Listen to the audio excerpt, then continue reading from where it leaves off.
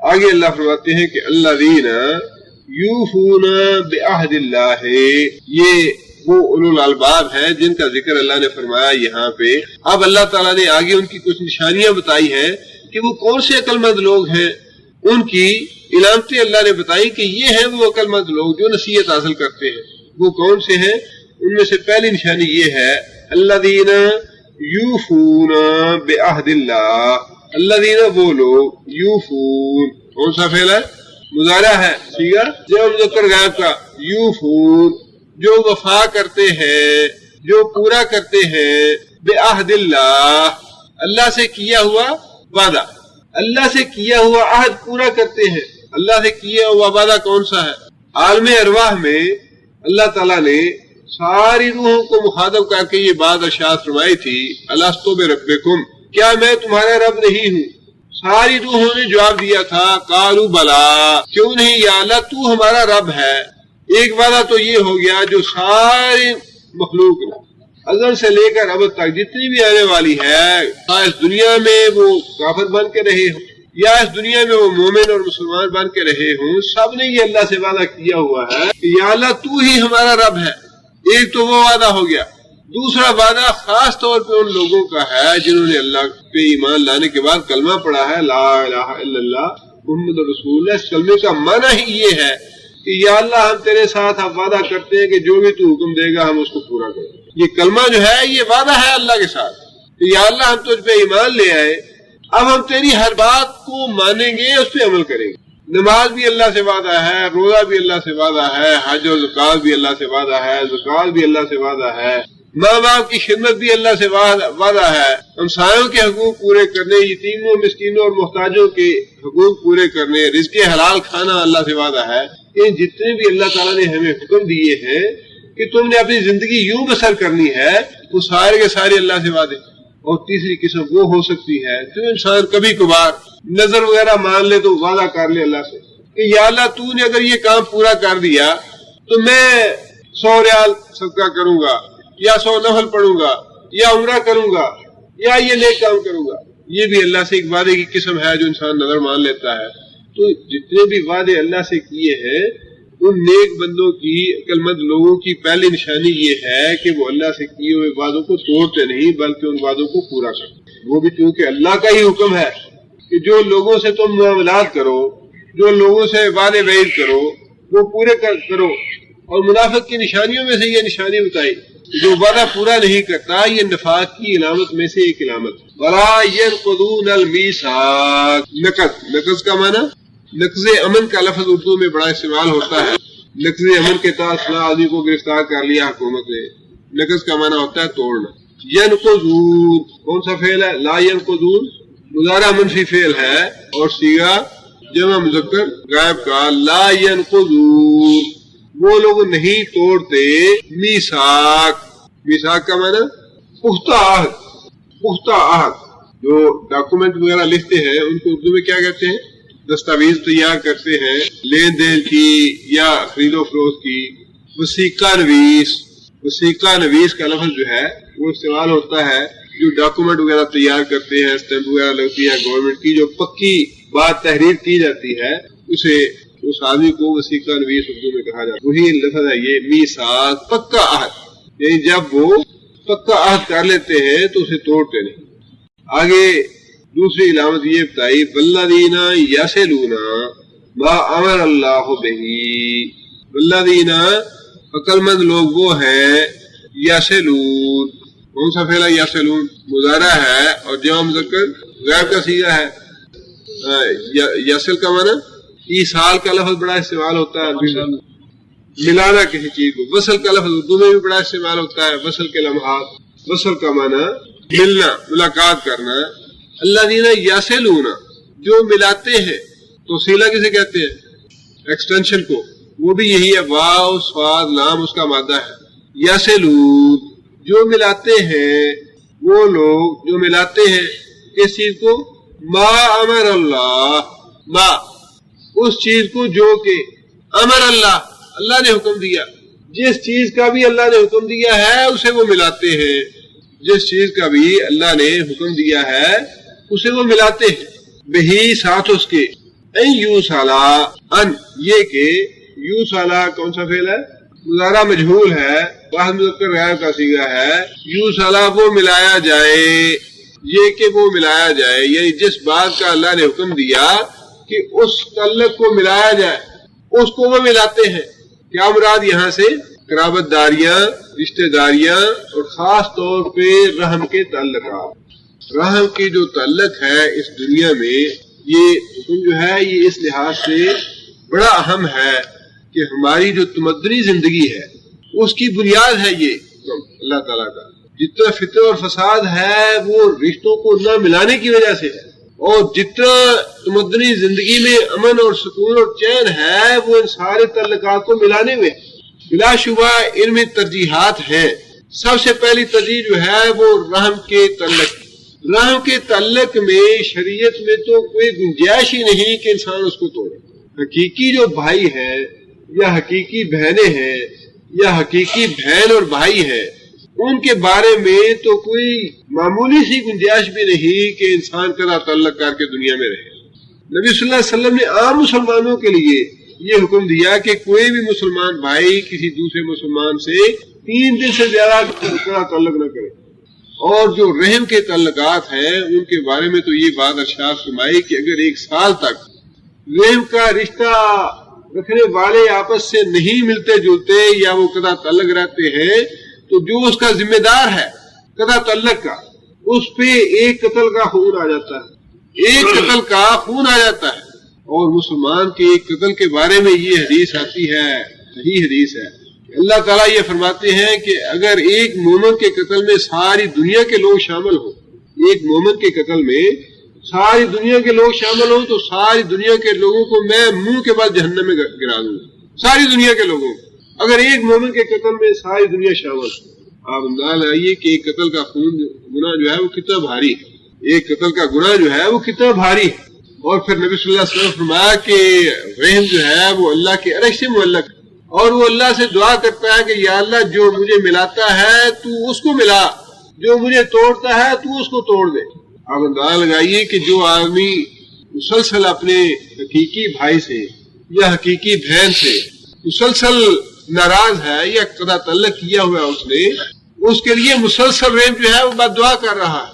और जिसके लिए अल्लाह ने आखिर इजाजत तो खुद ही दी रहम को ये बात कहने की, जिसको अल्लाह की इजाजत से रहम ये कह रहा है कि या अल्लाह इसे तोड़ दे, जिसे अल्लाह ताला तोड़ने वाले हों, उसे कौन सलामत रख सकता है। रहम के मामलात में, रहम के रिश्तेदारियों के मामलात में बड़ा ही इंसान को मुहतात होना चाहिए। अगर कोई दुनिया का नुकसान होता है हो जाए, दुनिया में नाक कटती है कट जाए, लेकिन ये रिश्ता न छूटने पर, रहम का रिश्ता।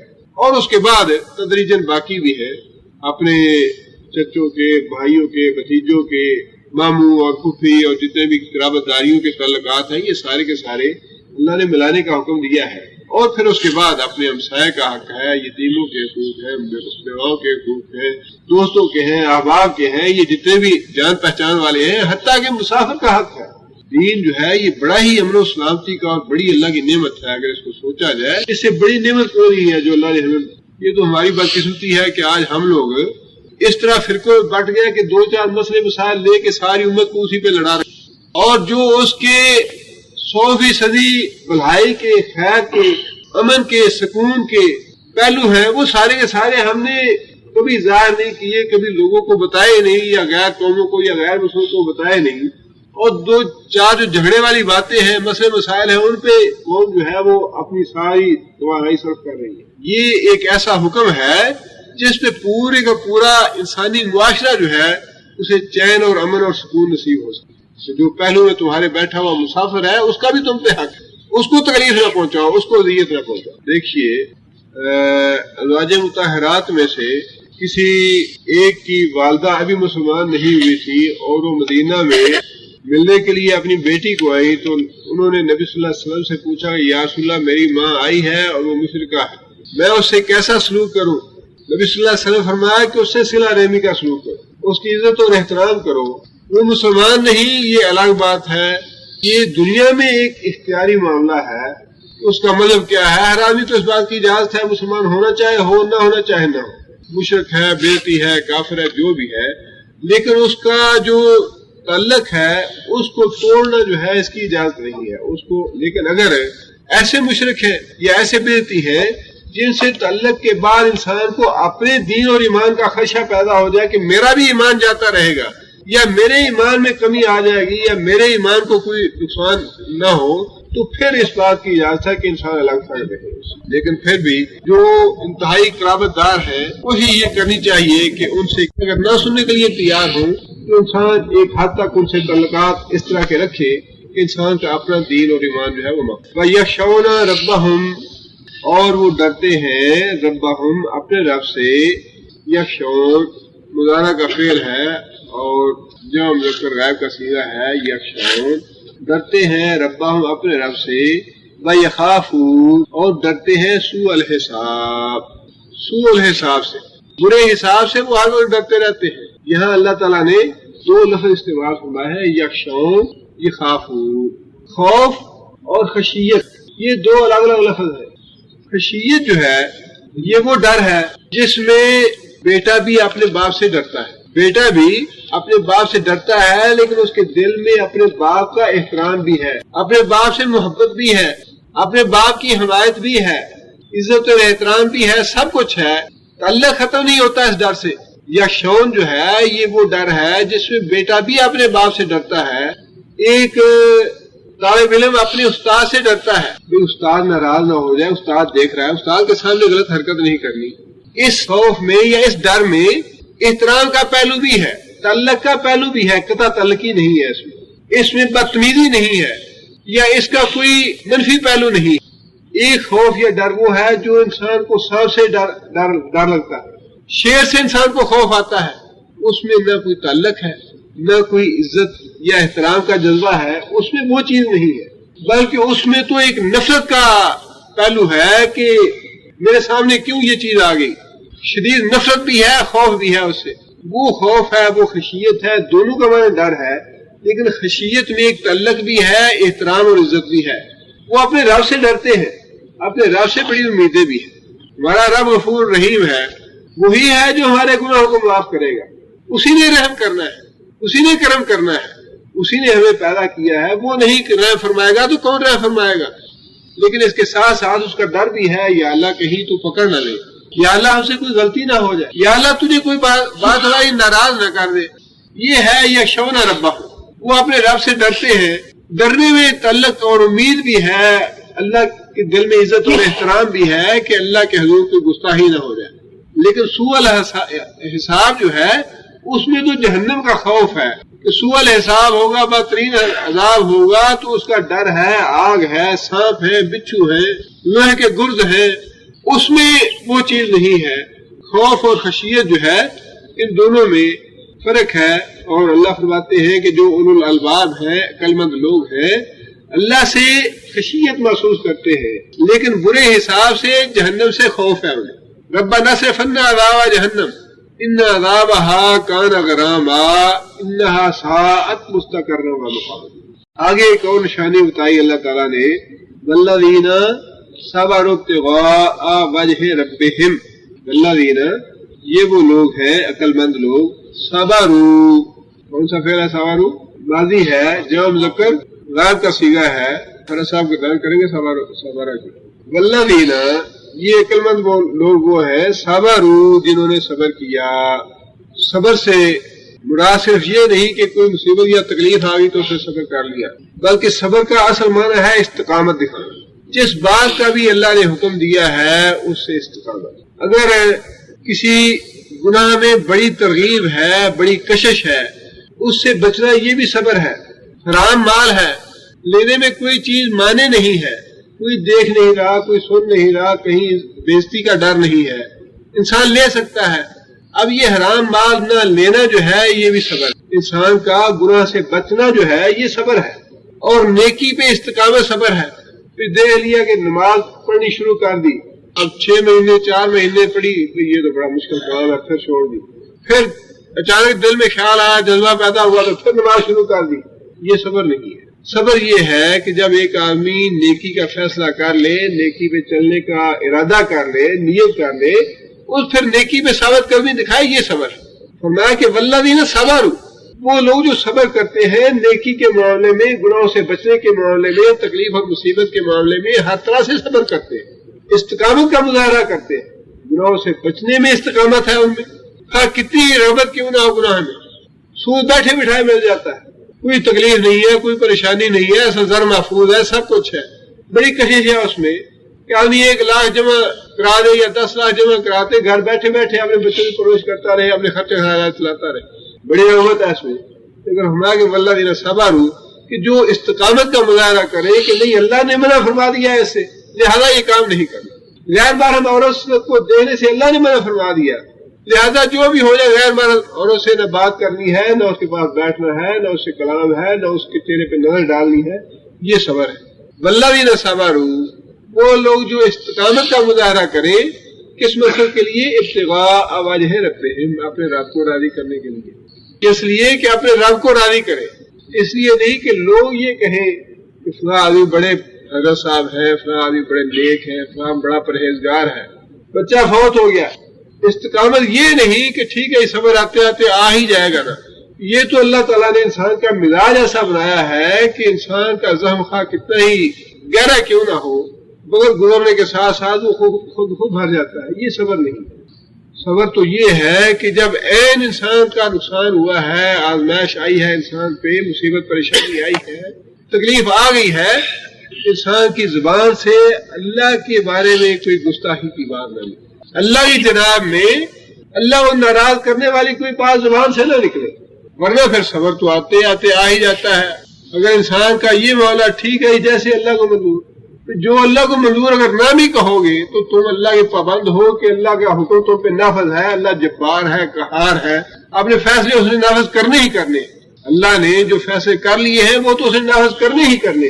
اللہ نے تو یہ دیکھنا ہے کہ جب مصیبت اللہ کی طرف سے آئی تم پہ، اس وقت تمہارا رد عمل کیا تھا، اس وقت تم نے اللہ کو راضی کیا یا اللہ کو ناراض کیا، اس وقت اللہ کو راضی کرنے کا اجر و ثواب بھی بڑا ہے۔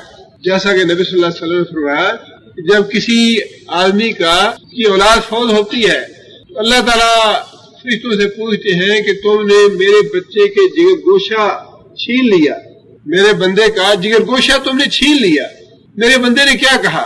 اسے جزا خزا کیا، رویا دھویا، ماتم کیا، چہرہ پیٹا، کپڑے پھاڑے، یا میرے بندے نے کچھ اور کیا؟ حالانکہ اللہ خود بہتر جانتے ہیں کہ بندے نے کیا کیا، لیکن اللہ تعالیٰ فرشتوں سے پوچھتے ہیں کہ میرے بندے نے کیا کہا؟ فرشتہ کہتا ہے کہ یا اللہ تیرے بندے نے انا للہ و انا الیہ راجعون پڑھا اور اس کے بعد الحمدللہ کہا، یا اللہ تیرے فیصلے پہ میں تیرا شکر گزار ہوں، تیرے فیصلے پہ میں راضی ہوں، جو تو نے کیا ویسا ہی ہونا چاہیے تھا۔ یہ جو صدمۃ الاولیٰ کے موقع پہ انسان کا رد عمل ہے وہی ہے در حقیقت انسان کا صحیح طرز عمل کہ اسے صبر کیا یا نہیں۔ اللہ تعالیٰ فرشتوں سے کہتے ہیں کہ فرشتوں میرے اس بندے کے لیے جنت میں ایک گھر بناؤ اور اس کا نام رکھو بیت الحمد، کہ میرے اس بندے نے میری دی ہوئی تکلیف یا مصیبت پہ یا آزمائش پہ میرا شکر ادا کیا، میری جناب میں کوئی ناراضی والی یا گستاخی والی بات زبان سے نہیں نکالی، یہ ہے صبر۔ اللہ فرماتا ہے کہ عقل مند لوگ وہ ہیں جو اللہ کو راضی کرنے کے لیے صبر کرتے ہیں، دنیا کو دکھانے کے لیے یا پھر مجبوری سے نہیں کرتے۔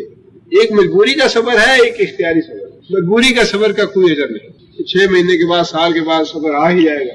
اصل صبر وہ ہے جب انسان کو صدمہ پہنچے پھر اس میں انسان اللہ کو ناراض نہ کرے اور اللہ کی رضا میں کوئی گستاخی والی بات نہ کرے، وہ صبر ہے۔ عقل مند وہ لوگ وہ ہیں جو اللہ کو راضی کرنے کے لیے صبر کرتے ہیں، تو اقام الصلاۃ نماز قائم کرتے ہیں، وانفقوا اور خرچ کرتے ہیں، مما اس چیز سے جو رزقناہم، رزقنا کون سا فعل ہے؟ ماضی ہے، جو متکلم کا صیغہ ہے، رزقنا ہم نے رزق دیا، ہم ان کو سرن و علانیہ، سرن مخفی چھپے طریقے سے، وعلانیتاً اور اعلانیہ طریقے سے، دونوں طریقے سے اللہ کی راہ میں خرچ کرتے ہیں جیسی بھی ضرورت ہو۔ اعلانیہ ضرورت ہو تو اعلانیہ بھی کرتے ہیں، چھپے ہوئے ضرورت ہو تو چھپے ہوئے کرتے ہیں۔ وَيَدْرَعُونَ بِالْحَسَنَةِ السَّيِّئَةِ، یدرعون کون سا فعل ہے؟ یہ مضارع ہے، جمع مذکر غائب کا صیغہ ہے۔ یدرعون دور کرتے ہیں وہ، ہٹاتے ہیں وہ، بالحسنۃ السیئۃ بالحسنہ نیکی سے سیئہ برائی کو. عقل مند لوگ وہ ہیں جو برائی کو کس چیز سے دور کرتے ہیں؟ نیکی سے. کسی نے گالی دی تو جواب میں گالی نہیں دیتے. خاموشی جو ہے وہ بھی نیکی ہے. خاموشی جو ہے یہ بھی نیکی ہے. اگر کسی آدمی نے غیبت کی، کوئی الزام لگا دیا، بہتان لگا دیا، برا بھلا کہہ دیا، کوئی اور غلط بات کہہ دی، بدتمیزی کی، گستاخی کی، تو فرمایا کہ وہ اس برائی کو نیکی سے دور کرتے ہیں. نبی صلی اللہ علیہ وسلم نے ایک حدیث میں یہ بات ارشاد فرمائی ہے کہ تمہیں اپنے اعمال لوگوں کے اعمال کے تابع نہیں بنانے چاہیے. بڑی اچھی بات ہے. تمہیں اپنے اعمال لوگوں کے اعمال کے تابع نہیں بنانے چاہیے کہ فلاں نے مجھے گال نکالی ہے تو میں بھی اب اسے ضرور گال نکالوں، فلاں نے میرے ساتھ برا سلوک کیا ہے تو میں بھی اس کے ساتھ برا سلوک کروں، فلاں نے اینٹ ماری ہے تو میں اب اسے پتھر ماروں. یہ نہیں. فرمایا کہ کسی دوسرے نے جو برا عمل کیا وہ تو اس کے نامہ اعمال میں لکھا گیا، وہ اپنا جواب دے گا قیامت کے دن. اس کی برائی کی وجہ سے تم برائی میں مبتلا کیوں ہو؟ تم اپنا نامہ اعمال کیوں خراب کرو؟ اس کا نامہ اعمال تو خراب ہوا، تم اپنا نامہ اعمال کیوں خراب کرتے ہو؟ اگر کوئی آدمی برائی کرتا ہے تو اس کے بدلے میں نیکی کرو. اگرچہ یہ کام ہے بڑا مشکل، یہ کام اتنا آسان نہیں ہے. دنیا کی زندگی میں عام لوگوں کا، اکثریت کا اصول یہی ہوتا ہے، یہ اگر کوئی اینٹ مارتا ہے تو جواب اسے پتھر مارنا چاہیے، تبھی گزارا ہوتا ہے اس دنیا میں، ورنہ تو مشکل ہے زندہ رہنا. لیکن شریعت کا، اللہ کا یا اللہ کے رسول کا یہ حکم نہیں، یہ اصول نہیں. اللہ کے رسول یہی کہتے ہیں کہ جہاں تک ہو سکے صبر سے، برداشت سے، نیکی سے، خیر سے، بھلائی سے جواب دو برائی کا. اس کا ایک مفہوم تو یہ ہے. دوسرا اس کا مفہوم یہ ہے کہ اگر کوئی برائی ہو جائے، کوئی گناہ ہو جائے تم سے، اس گناہ کی اطلافی کیسے کرو؟ نیکی سے. کوئی گناہ ہو گیا، کسی کے ساتھ زیادتی ہو گئی، کسی کے ساتھ کوئی غلط معاملہ ہو گیا، بعد میں انسان کو احساس ہو گیا کہ میں نے یہ غلط کام کیا، مجھ سے یہ گناہ ہو گیا، مجھ سے یہ غلطی ہو گئی. فرمایا کہ اب اس کی تلافی کے لیے کوئی نہ کوئی نیکی کرو، کوئی صدقہ کر دو، خیرات کر لو، کوئی روزہ رکھ لو، کوئی نفل نماز پڑھ لو، کوئی اور نیکی کا کام کر لو، کسی مسکین کے ساتھ، کسی یتیم کے ساتھ کوئی اچھا سلوک کر دو، کسی بھائی کی کوئی ضرورت پوری کر دو. فرمایا کہ جب کوئی غلطی ہو جائے، کوئی گناہ ہو جائے، کوئی برائی کا عمل ہو جائے، اس پہ انسان کو اتنی ندامت ہونی چاہیے، اس کا انسان کو اتنا احساس ہونا چاہیے کہ بعد میں انسان عمدن نیکی کرے اس کی تلافی کرنے کے لیے. یا اللہ مجھے یہ گناہ ہو گیا، میں اس پہ نادم ہوں، اس کے لیے میں توبہ استغفار کرتا ہوں، لیکن اس کی تلافی کے لیے پھر انسان کو صدقہ کراتا ہے. دونوں اس کے مفہوم ہیں. آگے فرمایا اولئک، یہ وہ لوگ ہیں عقل مند لوگ، لہم واسطے ان کے عقبت دار، گھر ہے عاقبت کا، مراد ہے جنت، پچھلا گھر، آخرت کا گھر ان لوگوں کے لیے ہے جو یہ عمل کریں گے. اللہ سے کیے ہوئے وعدے پورے کرنے، تعلقات اور رشتہ داریوں کا احترام کرنا، اللہ سے ڈرتے رہنا، اللہ کی رضا کے لیے صبر کرنا، نماز قائم کرنا، اللہ کی راہ میں مال خرچ کرنا، اور پھر برائی کو نیکی سے دور کرنا. اولئک، یہ وہ لوگ ہیں، لہم عقبت دار، جن کے لیے آخرت کا گھر ہے.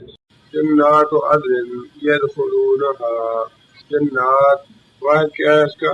جنات، جنت کا معنی ایک بار، جنات بہت زیادہ باغات. عدن، عدن جو ہے اس کا معنی ویسے تو ہمیشہ ہے، لیکن یہ بھی کہا جاتا ہے کہ جنت کے ایک محل کا نام ہے عدن. جنات عدن، ہمیشہ کی جنتیں، ہمیشہ کے باغات. مطلب یہ ہے کہ جہاں انسان ایک دفعہ داخل ہونے کے بعد ہمیشہ ہمیشہ رہے گا، وہاں سے نکالا نہیں جائے گا، وہاں کسی انسان کے لیے موت نہیں ہوگی اور کسی انسان کے لیے کوئی بیماری نہیں ہوگی. یدخلون، اس سے جو پچھلی دو آیتیں ہیں آپ کو یاد ہوگا کہ اس میں اللہ تعالیٰ نے ان لوگوں کی صفات بیان کی جنہیں اولو الالباب کہا گیا. عقل مند لوگ جو ہیں ان کی اللہ تعالیٰ نے 9 نشانیاں بیان کی تھیں.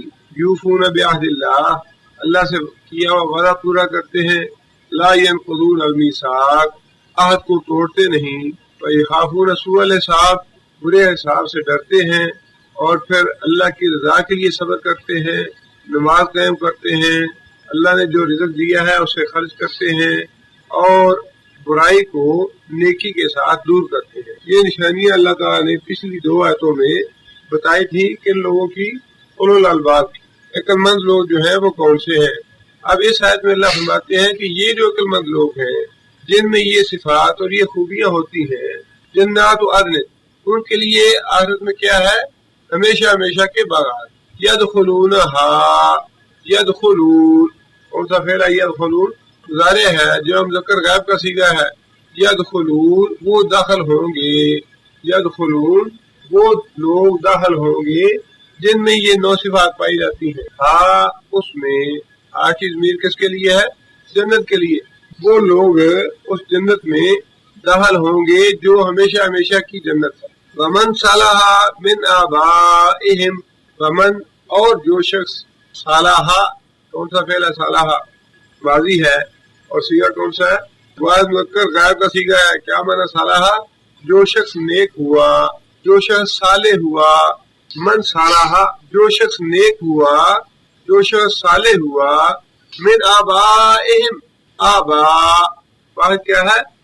ابو، آبا اس کی جمع، آبائہم ان کے باپوں میں سے، یہ لوگ جن کی صفات اللہ نے بیان فرمائی ہے، یہ لوگ جنت میں جانے والے ہیں، فرمایا ان لوگوں کے باپوں میں سے جو نیک ہوئے، وازواجہم، ازواج کا واحد زوج، ازواجہم اور ان کی جوڑا، اگر عورت نیک ہے تو اس کا جوڑا شوہر، اور اگر مرد نیک ہے تو اس کا جوڑا عورت، ازواجہم ان کے جوڑے، وذریاتہم ذریت کسے کہتے ہیں؟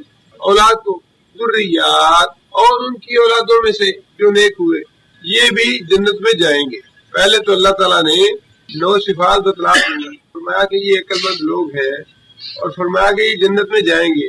اس کے بعد یہ بات ارشاد فرمائی کہ ان جنتی لوگوں کے آباء و اجداد میں سے، ان جنتی لوگوں کے جوڑوں میں سے، ان جنتی لوگوں کی اولادوں میں سے جو صالح ہوں گے، یعنی ایمان بھی لائے ہوں گے اور صالح بھی ہوں گے، ان کو بھی ہم جنت میں بھیج دیں گے۔ قرآن مجید میں ہی دوسری جگہ پہ یہ بات اللہ تعالیٰ نے واضح فرمائی ہے، اور حدیث میں بھی یہ بات آتی ہے کہ جو لوگ جنت میں جائیں گے ان کے جو عزیز و اقارب، قریبی عزیز و اقارب ہوں گے، ماں باپ میں سے یا ان کی اولادوں میں سے، اگر وہ عمل کے اعتبار سے کم درجے کے ہوں گے، اللہ تعالیٰ ان کا درجہ بڑھا کر ان کے جو نیک، زیادہ نیک لوگوں کے درجے والے ہوں گے ان کے ساتھ ملا دیں گے۔ مثال کے طور پہ کسی کے آباء و اجداد جو ہیں زیادہ نیک تھے، زیادہ درجے والے ہیں، اونچے درجے والے ہیں، ان کی اولاد جو ہے وہ اعمال کے اعتبار سے ان کے درجے کو نہیں پہنچ پائی، اللہ تعالیٰ اپنے فضل و کرم سے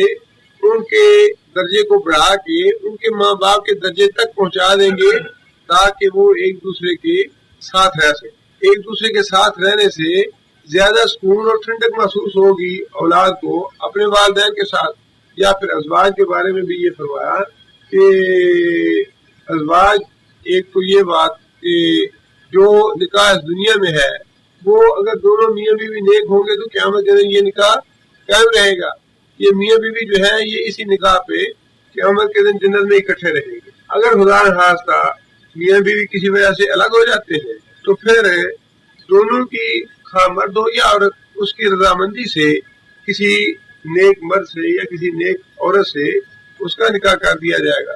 لیکن جس طرح ماں باپ کے بارے میں یہ بات ارشاد فرمائی، بعید نہیں کہ اللہ تعالیٰ اسی طرح ازواج کو بھی آپس میں اس طرح سے ملا دے کہ اگر کوئی ایک جو ہے وہ درجے میں کم ہے، ایمان میں نہیں، اگر کسی کا نیک اعمال کی وجہ سے درجہ کم ہے، ایمان کے بغیر تو جنت میں جا ہی نہیں سکتا کوئی۔ ایمان تو اس کا صحیح ہونا ہی چاہیے، عقیدہ تو اس کا صحیح ہونا ہی چاہیے۔ اگر اعمال میں کوئی کمی بیشی ہوگی تو وہ اللہ تعالیٰ اپنے فضل و کرم سے پوری کر کے اولاد کو والدین کے ساتھ ملا دیں گے، یا والدین کو اولاد کے ساتھ ملا دیں گے۔ اگر کسی کی اولاد جو ہے وہ اونچے درجے میں ہے، ماں باپ کی وجہ سے درجے میں کم رہ گیا تو اللہ تعالیٰ والدین کا درجہ بڑھا کے اپنے فضل و کرم سے اولاد کے ساتھ ملا دیں گے۔ یہ فرمایا کہ یہ نیک لوگ جو ہیں، عقل مند لوگ جنت میں داخل ہوں گے، اور پھر اللہ تعالیٰ ان کے نیک آباء و اجداد، نیک جوڑے اور نیک اولاد کو بھی جنت میں داخل فرمائیں گے۔ بل ملائکۃ یدخلون، بل ملائکۃ اور فرشتے، یدخلون مضارع ہے جو مذکر غائب کا صیغہ ہے، यदखुलून दाखिल होंगे, अलैहिम ऊपर उनके, हिम की ज़मीर किसके लिए? जन्नती लोगों के लिए जो जन्नत में जाएंगे। फरिश्ते दाखिल होंगे, अरबी में दाखिल होने का लफ्ज़ जो है वो किसके लिए इस्तेमाल होता है? मुलाकात करने के लिए। दाखिल होने का लफ्ज़ जो है मुलाकात करने के लिए। फरिश्ते मुलाकात करेंगे जन्नती लोगों में से, मिन कुल्ले बाब, हर दरवाजे से। एक तो ये बात कि रसूल सल्लल्लाहु अलैहि वसल्लम ने ये बात इरशाद फरमाई कि जन्नत के कितने दरवाजे हैं? 8 दरवाजे हैं जन्नत के। जहन्नम के कितने? 7। जहन्नम के 7 दरवाजे हैं। ये कुरान मजीद में भी अल्लाह ताला ने वाज़ेह फरमाया है, जहन्नम के 7 दरवाजे हैं। और जन्नत के नबी सल्लल्लाहु अलैहि वसल्लम ने वो जो रोजे के बारे में बड़ी मारूफ हदीस है, जन्नत के 8 दरवाजे हैं, उनमें से एक का नाम रियान है जो सिर्फ रोजादारों के लिए। अल्लाह फरमाते हैं कि जब ये जन्नत में चले जाएंगे, फरिश्ते मुबारक सलामत कहने के लिए हाजिर होंगे। जब दाखिल होंगे तो इस्तकबाल के लिए भी जन्नत में फरिश्ते मौजूद होंगे और वो उन्हें खुश आमदीद कहेंगे और उनके लिए मुबारक सलामत कहेंगे। दाखिल होने के बाद भी अल्लाह ताला फरमाते हैं कि जब दाखिल हो जाएंगे तब भी फरिश्ते जाके उन्हें मुबारकबाद देंगे कि अल्लाह ताला ने तुम्हें जन्नत मुबारक की, अल्लाह ने तुम पे अपने फजल किया, अपना करम फरमाया और तुम्हें अजाब से बचा के जन्नत में दाखिल कर दिया। अगली आयत में फरिश्तों के अल्फाज अल्लाह ताला ने नकल फरमा दिए कि फरिश्ते मुलाकात करके क्या कहेंगे उनसे? सलामुन अलैकुम, सलामुन अलैकुम, सलामती हो अलैकुम ऊपर तुम्हारे। एक सलामती के लफ्ज में बहुत कुछ है। बाज़ औक़ात हम लोग अपनी रोजमर्रा की जिंदगी में बाज़ अल्फाज लाशऊरी तौर पे इस्तेमाल करते हैं, हमें उन अल्फाज की कदर कीमत का शऊर नहीं होता। इन अल्फाज की क्या कदर कीमत। अस्सलाम वालेकुम, हर आदमी अपने छोटा सा बच्चा जब वो बात करना सीखता है तो हर मुसलमान ये चाहता है, ये कोशिश करता है कि अपने बच्चे को सलाम करना सिखाए। बड़ी अच्छी बात है। चंद एक बातें ऐसी हैं मुसलमानों की, तकरीबन मेरे ख्याल में 66 का जमाना था जब पंजाब यूनिवर्सिटी में हम लोग पढ़ते थे बीए में। तो उस जमाने में वहाँ इस्लामियात के डिपार्टमेंट के हेड थे अल्लामा अलाउद्दीन सिद्दीकी, अल्लाह मग़फ़िरत करे, फौत हो चुके हैं। अगर पुराने जमाने कोई साहब है यूनिवर्सिटी के पढ़ने वाले तो पता होगा, बड़े नेक आदमी थे, बड़े अच्छे आदमी थे। एक दफा यूनिवर्सिटी ने एक मुतालियाती दौरे पे बाहर के ममालिक पे एक वफद यूनिवर्सिटी का भेजा, के सरबराह थे वो, मुस्लिम ममालिक का दौरा किया उन्होंने। उसके बाद तकरीर की उन्होंने, तो उसमें उन्होंने बड़ी अच्छी बात कही। कहने लगे कि जहाँ कहीं आदमी जाके बाहर रहता है कोई ना कोई जुबान सीख लेता है, वहाँ कल्चर, वहाँ का आदाब और वहाँ के तहजीब व तमद्दुन से वाकिफ हो जाता है। लेकिन जब आदमी पहली दफा किसी मुल्क के दौरे पे जाता है, ज़ाहिर एक दिन या 2 दिन के स्टे में न इंसान जुबान सीख सकता है, न और बातें इंसान को मालूम हो सकती है। तो उन्होंने कहा कि हमें और तो कोई ज्यादा पता नहीं था, जुबान अरबी जुबान से हम वाकिफ नहीं थे, या जहाँ जहाँ हम गए हमें ज्यादा उनकी कल्चर का, तहजीब व तमद्दुन का पता नहीं था। लेकिन 2-3 बातें जो है वो हमने ऐसी नोट की है कि जहाँ कहीं भी दुनिया के किसी कोने में मुसलमान है, वो बातें काफिर कितनी भी कोशिश करें उनसे खत्म नहीं कर सकते। उसमें उन्होंने एक बात तो यही कही कि मुसलमानों की जो त्योहार है ये ऐसे है कि दुनिया के किसी कोने में भी हो इंसान मुसलमान, कहीं भी हो, वो किसी न किसी सूरत में जरूर ही अपने जो मजहबी त्योहार है उनमें शरीक होता है, उन्हें पूरा करने की कोशिश करता है। जुमा है, जहाँ कहीं भी इंसान होगा उसे पढ़ना ही पड़ेगा। ईद, रमजान आ गया, उसका एहतमाम मुसलमान जहाँ भी है, जिस मुल्क में है, जुबान कैसी है, कल्चर कैसा है, तहजीब कैसी है, वो उसे पूरा करना ही करना है। ईद उल फितर आ गई, ईद उल अज़हा आ गई, मुसलमानों के जो तकारीब है वो खत्म नहीं किए जा सकते खा दुनिया किसी कोने में। दूसरी बात उन्होंने ये कही कि जहाँ कहीं भी हम गए हैं, हाँ कोई किस जुबान का बोलने वाला आदमी है, हर एक की जुबान से ये लफ्ज़ तो जरूर ही निकलता है अस्सलाम वालेकुम। उसके बाद हाँ क्या बोले क्या ना बोले, कोई क्या हाल कहता है, कोई क्या हाल है, कोई और कहता है, कोई अपनी जुबान में जो भी कहे, लेकिन ये अस्सलाम वालेकुम का लफ्ज़ जो है ये खत्म नहीं कर सकता कोई कितना भी गया गुजरा मुसलमान हो। उसकी तहजीब, उसका तमद्दुन, उसकी लादीनियत, उसकी बेदीनी, जो कुछ भी है वो उससे खत्म नहीं हो सकता। अस्सलाम वालेकुम वो जरूर कहेगा, हालांकि वो लाशऊरी तौर पे कहे या शऊरी तौर पे कहे। इसी तरह मुसलमानों के नाम है, जहाँ कहीं भी मुसलमान है, हाँ वो घराना कितना ही बेदीन क्यों ना हो, करतार से रखना कोई पसंद नहीं करेगा। नाम जो है वो जरूर उसका मुसलमानों का होगा, या उसको मुसलमानों से निस्बत होगी, या मुसलमानों वाले होंगे, یا صحابہ کرام کے یا صحابیات کے، یہ 2-3 چیزیں جو ہے یہ پوری دنیا میں گھوم پھر کے آپ دیکھیں کہ یہ کافر کتنی بھی کوشش کریں انہیں ختم نہیں کر سکتے۔ اگر یہی چیزیں، اب اسی طرح ایک اور بات بھی انہوں نے کہی کہ جب بھی ہم مل کے کسی وفد سے کہیں سے اٹھے، اچھا یہ دعا میں ضرور یاد رکھیں۔ اب دعا کا شعور کتنا ہے کسی کو کہ دعا کتنی اہم ہے یا اس کی کتنی ضرورت ہے یا کیا ہے کیا نہیں ہے، لیکن ہر آدمی کے ذہن میں ایک بات یہ ضرور ہے کہ دعا کا کہنا ہے کسی کو۔ یہ چیزیں ایسی ہیں کہ اس طرح رچ بس گئی ہیں مسلمانوں کے کلچر میں، مزاج میں، طبیعت میں اور ان کی سوسائٹی میں، ان کی معاشرت میں، اگر ایک آدمی کو ان کا صحیح شعور نہیں بھی ہے تب بھی ان چیزوں کو مسلمانوں سے کی سوسائٹی سے الگ نہیں کیا جا سکتا۔ اگر انہی چیزوں کو تھوڑا شعور کے ساتھ انسان استعمال کرے تو انسان کا جو زندگی ہے اس کا اٹھنا بیٹھنا رہنا سہنا جو ہے وہ کہیں زیادہ بدل جائے۔ ابھی فرشتے جو ہے جنت میں داخل ہونے کے بعد سلام علیکم، یہ بہت بڑا لفظ ہے جو کہیں گے انہیں۔ سلامتی سے مراد یہ ہے کہ ہر طرح کی جسمانی اور روحانی بیماری اور تکلیف سے سلامتی۔ جنت میں نبی صلی اللہ علیہ وسلم نے جیسے کہ فرمایا کہ انسان کی جوانی جو ہے وہ سدا قائم رہے گی، 30-33 سال کی عمر ہوگی اور اس سے بڑھے گی نہیں عمر۔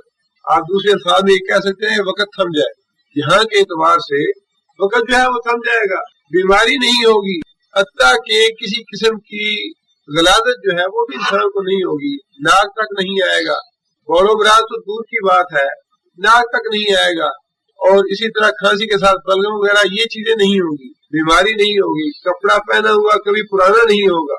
اچھا اسی طرح فرمایا کہ کوئی آدمی وہاں پہلے تو کوئی غلط بات، کوئی جھوٹی بات، کوئی گناہ کی بات ہوگی نہیں، نہ کوئی کرے گا نہ سننی پسند کرے گا، یعنی روحانی طور پہ بھی جسمانی طور پہ بھی ہر طرح کی سلامتی ہے وہاں پہ، ہر طرح کا امن ہی امن ہے۔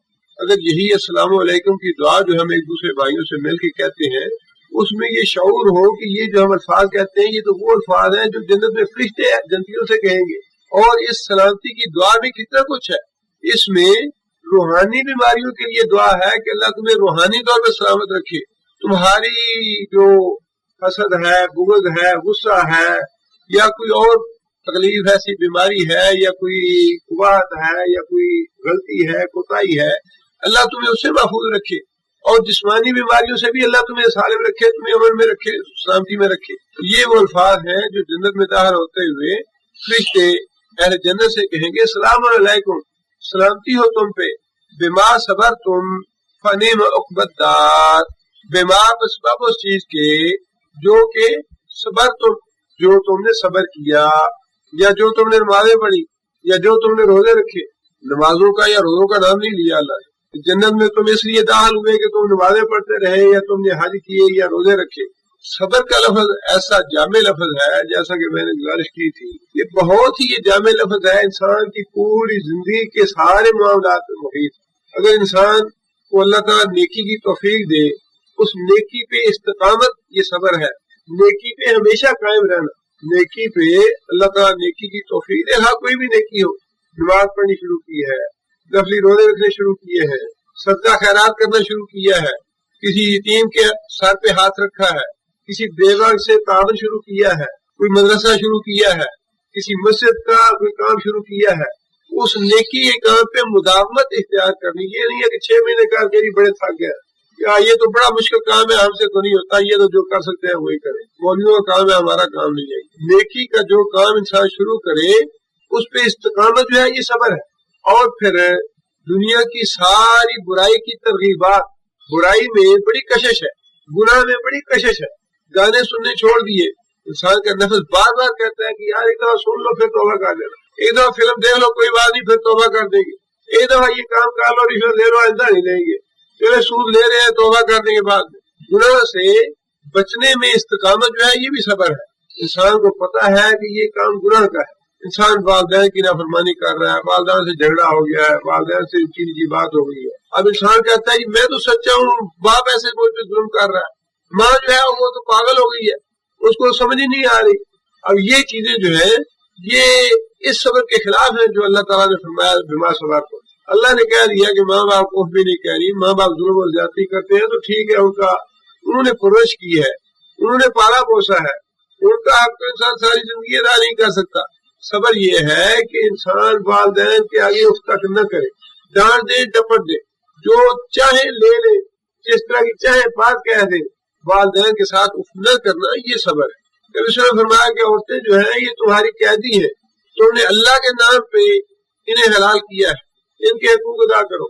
اب وہ عورت تو آ گئی, اب جو آدمی ظلم کر رہا ہے, مسلسل اس کو تنگ کر رہا ہے, پریشان کر رہا ہے, وہ گویا صبر سے کام نہیں لے رہا. اگر عورت میں کوئی غلطی ہے, کوئی خامی ہے, یا کوئی اور بات ہے, کوئی زیادتی کی بات ہے, تو ما صبر تو یہی ہے کہ انسان خود حقوق ادا کرے, عورتوں کے بھی, بال بچوں کے بھی, عزیزوں و اقارب کے بھی, حقیقی بھائیوں کے بھی, بہنوں کے بھی, رشتہ داروں کے بھی. صبر تو یہ ہے نیکی پہ استقامت بھی کرے انسان, اور برائی سے بچنے میں بھی استقامت اختیار کرے. یہ ساری چیزیں صبر میں آتی ہیں. یہ ہے وہ صبر جس کے بارے میں فرشتے کہیں گے سلام علیکم, تم پہ سلامتی ہو بما صبر تم, اس صبر کے بدلے میں جو دنیا میں تم نے کیا, نیکی پہ استقامت کی, اور برائی سے بچنے میں بھی تم نے استقامت اختیار کی, برائی سے مستقل بچتے رہے. جب تو چاہتا ہے کہ جس نے گال کیا اس کو انسان گال ہی دے. نفس جو ہے, نفس امارہ تو انسان کو بھڑکاتا ہے کہ میری بےزتی کیوں کرے کوئی, میری تو اتنی عزت ہے. لیکن صبر یہ ہے کہ انسان دوسرے کی زیادتی پہ, دوسرے کے کسی غلط کام پہ برداشت کر لے. یہی وہ صبر ہے جس کے بارے میں اللہ فرشتے کہیں گے کہ جو صبر تم نے کیا دنیا میں, اس کے بدلے میں تم جنت میں آئے ہو, لہذا سلامتی ہو تم پہ. نعمت عقبتدار, نعمت بہت ہی اچھا ہے, عقبتدار پچھلا گھر یعنی جنت والا. جنت کا گھر جو ہے یہ بڑا ہی اچھا ہے. اگر جنت کے واقعات یا جنت کی تفصیلات آپ احادیث میں پڑھیں تو اللہ اس دنیا سے ایک دفعہ دل اچاٹ ہو جاتا ہے. انسان کہتا ہے موت آ جائے اور انسان اللہ سے جائے, یہ دنیا جو ہے کہ چھوٹ جائے, انسان اس دنیا کے جو ہنگامے ہیں ان سے کسی طرح نجات پا جائے, اور اللہ تعالیٰ فوراً اس جگہ پہنچا دے جس کی نعمت اللہ نے اتنی بتلائی. لیکن اللہ تعالیٰ سے موت کی دعا بھی نہیں کرنی چاہیے. لیکن جنت کی جو تفصیلات ہیں, جو ترغیبات ہیں, ان کا گاہے بگاہے مطالعہ ضرور کرتے رہنا چاہیے, تاکہ انسان تھوڑا سا تقابل کر لے کہ جس دنیا کی نعمتوں کے پیچھے ہم یوں پڑے ہوئے ہیں اور اپنی ساری زندگی برباد کر رہے ہیں, اس کے مقابلے میں وہ دنیا جو ہمیں اللہ نے دکھائی تو نہیں لیکن بتا دیا ہے, اسی میں آزمائش, وہ جنت ہمیں دکھائی نہیں گئی. اللہ کے رسول نے جنت دیکھی تھی, اور پھر رسول اللہ صلی اللہ علیہ وسلم کا آپ حال دیکھ سکتے ہیں کہ نبی صلی اللہ علیہ وسلم کا حال کیا تھا. اسی طرح جہنم کے حالات جو ہیں ان کو ابھی گاہے بگاہے مطالعہ کرتے رہنا چاہیے. جہنم کی جو تفصیلات قرآن مجید میں آئی ہیں یا جو احادیث میں نبی صلی اللہ علیہ وسلم نے بتائی ہیں, ان کا گاہے بگاہے ضرور مطالعہ کرنا چاہیے, تاکہ انسان کو یہ پتا چلے کہ انسان اس دنیا میں یہ کہتا ہے جی میں تو بڑی تکلیف میں ہوں, بڑا پریشان ہوں, بڑی مصیبت ہے, اور اس مصیبت میں, پریشانی میں, آزمائش میں اللہ کی نافرمانی کر بیٹھتا ہے, انسان شریعت کی خلاف ورزی کر بیٹھتا ہے. لیکن انسان کو یہ احساس نہیں کہ اس تکلیف کے مقابلے میں وہ تکلیف جو اللہ کی نافرمانی کر کے آنے والی ہے وہ کتنی بڑی تکلیف. اس لیے نبی صلی اللہ علیہ وسلم نے فرمایا کہ جنت کی ایک جھلک جو ہے انسان کو دنیا کی ساری نعمتیں اور جو دنیا کی ساری آسائش اور آرام ہوگا وہ بلا دے. جہنم کی ایک جھلک, اور جنت کی ایک جھلک جو ہے دنیا کی ساری تکلیفیں اور مصیبتیں اور پریشانیاں بلا دے. اس لیے فرمایا کہ نعمت عقبتدار, آخرت کا گھر جو ہے بڑا ہی اچھا ہے.